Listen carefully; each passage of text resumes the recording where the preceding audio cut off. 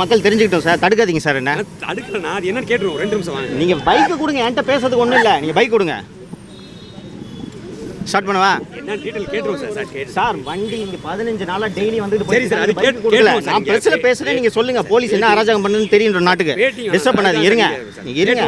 என்ன பேசுறது கூட உங்கள்கிட்ட பர்மிஷன் வாங்கணுமா? அப்புறம் அஜித் மாதிரி அடிப்பீங்களா? ப்ராப்ளத்தை சால்வ் பண்ணிடுவோம் வாங்க தான் சொல்றேன். ப்ராப்ளத்தை நீங்க போய் சால்வ் பண்ணுங்க. என்ன நடந்துச்சு 15 நாளா தான் நான் சொல்ல போறேன். நான்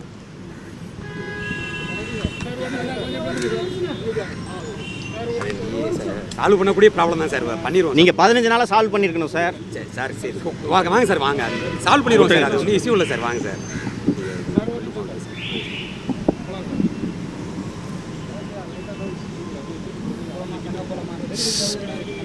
சவுக்கு மீடியா கடந்த 2 ஆண்டுகளாக தமிழக அரசாலும் தமிழக காவல்துறையாலும் எத்தகைய துன்புறுத்தல்கள், எத்தகைய கொடுமைகளை சந்தித்து கொண்டிருக்கிறது என்பதை நீங்கள் எல்லோரும் அறிவீர்கள்.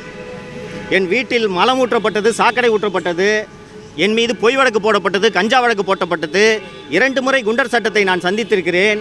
இதற்கெல்லாம் பிறகு ஒரு அலுவலகம் கிடைத்து இந்த அலுவலகத்தில் தொடர்ந்து என்னுடைய மீடியா பணியை நான் செய்து கொண்டிருக்கிறேன்.